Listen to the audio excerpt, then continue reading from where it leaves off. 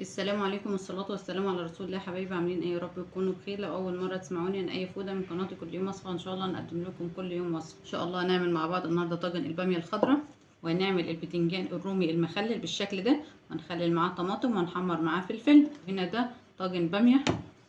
وان شاء الله النهاردة في الفيديو هنعرف كل اسرار البامية، وان هي تطلع معاكي بالشكل ده من اول غسلها لحد تسويتها بالشكل ده كده.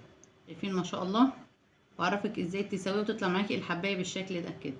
وان شاء الله النهارده مع بعض في الفيديو هنعرف كل اسرار الباميه الخضراء عشان هتعملي احلى طاجن باميه، واللي هياكله مش هيصدق ان انت اللي عاملاه.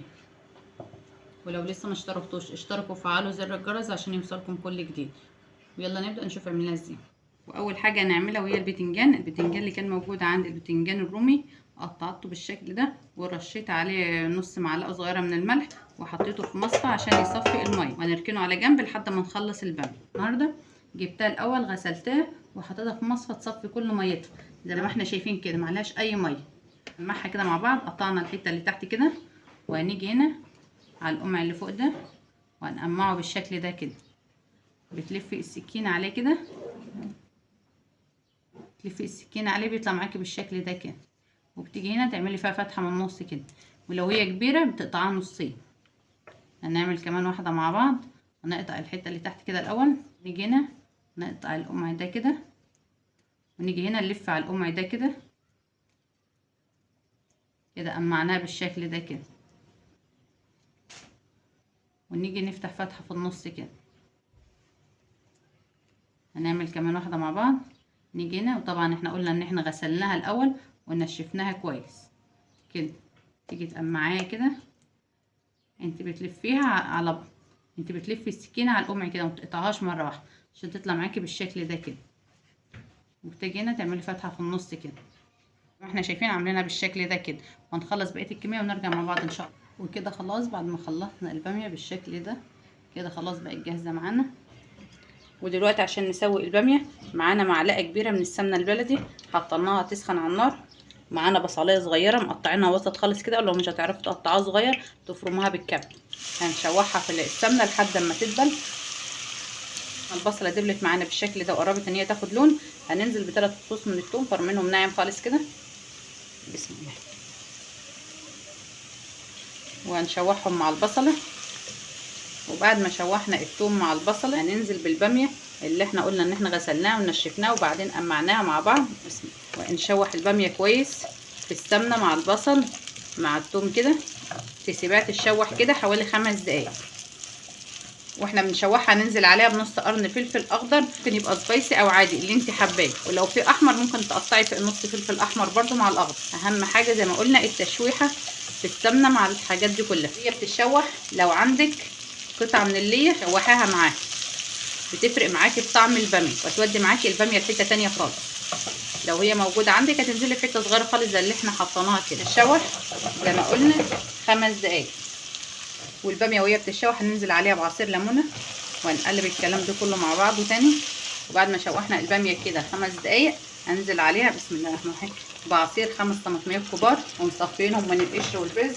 وهنحط رشه من السكر، طالما في طماطم او صلصه لازم نحط رشه من السكر. ودلوقتي هنحط البهارات. معانا ربع معلقه صغيره من الفلفل الاسمر، نص معلقه من الكزبره، نص معلقه من الكمون، نص معلقه من المرقه، ولو مش موجود مرقه ممكن تحط مكعب ماجي، والملح. بسم الله. وهنقلب البهارات كده وهنغطي عليها ونسيبها لحد ما الطماطم تستوي معانا وتتسبك. وهنا بعد ما الطماطم اتسبكت معانا بالشكل ده، واهم حاجه ان انت تسبكي الطماطم بتطعم معاكي الباميه. هنا في اول 10 دقايق النار عاليه وبعدين هدينا عشان ما تتحرقش معانا. دلوقتي هنضيف لكم بسم الله الرحمن الرحيم هنضيف لها كوبايه من الميه المغليه. بعد ما ضفنا كوبايه من الميه المغليه هنحط قرنين فلفل بسم الله، وهنظبط الملح وهنخلي النار وسط ونسيبها تكمل سوا ونرجع نشوفها مع بعض ازاي تعرفي ان الباميه كده استوت. ودلوقتي هنعمل مع بعض دقه البتنجان. معانا 10 فصوص من الثوم، ربع كوبايه من عصير الليمون، يعني حوالي عصير 5 ليمونات كبار، ومعانا ربع كوبايه من الخل، ومعانا قرن فلفل اخضر وقرن فلفل احمر. لو انت ما عندكيش احمر خليه اخضر بس هو الاحمر بيدي معاكي للدقه لون حلو. ومعانا هنا البهارات، معلقه من الكزبره ومعلقه من الكمون وربع معلقه صغيره خالص من الفلفل والملح كلهم في الكبه، ربع معلقه من البابريكا. المكونات دي في الكبه. بسم الله. بقت جاهزه معانا بالشكل ده. بسم الله. وكده الدقه بقت جاهزه معانا. الدقه دي ممكن تستعمليها في حاجات كتير، ممكن تستعمليها في حدوق البتنجان زي ما هنعمل، في تحديق الطماطم، للسمك المقلي، وممكن برضو البطاطس المسلوقه تشوحيها بمعلقه زبده على النار وتحط لها معلقه من الدقه دي وتبقى جميله معاكي. هنا حشنا معلقتين كده لوحدهم وهنعرف دلوقتي حشناهم ليه.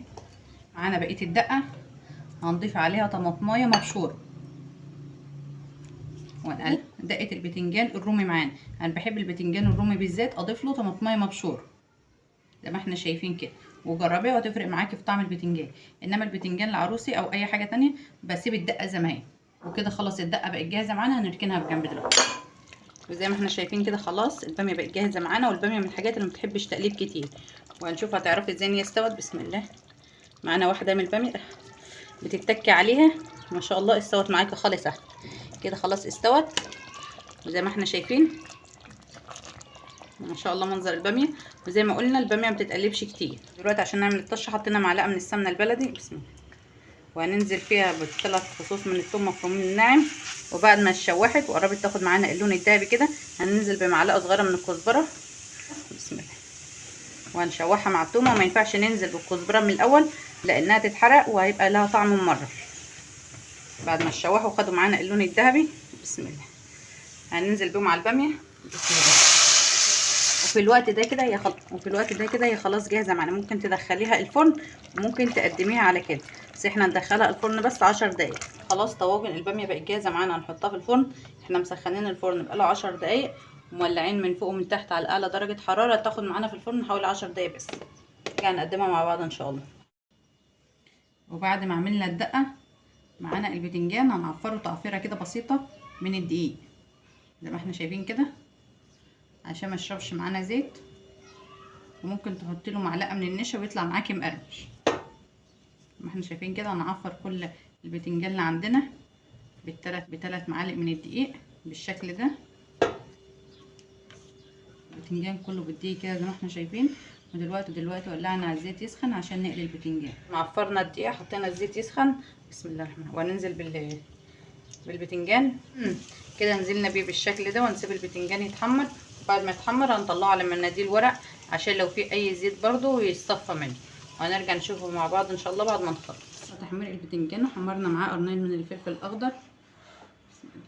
معانا هنا الدقه اللي احنا حاطين فيها حبايه من الطماطم مبشوره. بسم الله. هننزل بالبتنجان في قلب الدقه. انا بحب انزل بالبتنجان كله وهو في قلب الدقه كده عشان كله يشرب من الدقه. نحطها هنا في طبق التقديم. افضل ان انت تحطي البتنجان في الدقه وهو لسه سخن كده. بعد ما خلصنا اتبقى معانا معلقه هنوزعها على وش البتنجان كده بالشكل ده. والدقه دي ممكن تعمليها في اي وقت وانت فاضيه، وتحطيها في برطمان معقمه كويس وتحطيه وتقفلي عليه وتسيبيها في باب التلاجة لاي حاجه انت عاوزه تعمليها. ومعانا هنا طماطم حشنا مطرح الورده بالشكل ده وعملنا فيها فتحات بالشكل ده كده. هنحط فيها من الدقه اللي احنا محطناش فيها طماطم. احنا الطماطم بس حطينا البتنجان الرومي، يعني احنا لو عاملين بتنجان تاني مش هنحط فيه طماطم.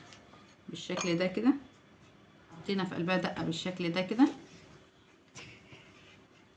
وهنقدمها مع البتنجان. وهنا الفلفل، انا كان عندي فلفل رومي قرنين حمرتهم في الزيت مع البتنجان وحطيت في قلبه دقه كده بالشكل ده كده. طبق البتنجان بعد ما خلصناه بالشكل ده، وهنطلع الباميه من الفرن نقدم معانا الطاجن الباميه بعد ما طلع من الفرن.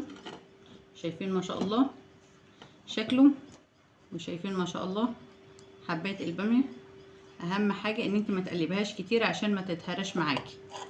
شايفين ما شاء الله الباميه حبايه بحبايه ازاي، ده عشان ما قلبناهاش كتير. وان شاء الله ما تجربي طريقتنا في الباميه تعتمديها وما عدتيش هتعملي الا بالطريقه دي. ولو لسه ما اشتركتوش اشتركوا وفعلوا زر الجرس عشان يوصلكم كل جديد. والسلام عليكم ورحمه الله وبركاته.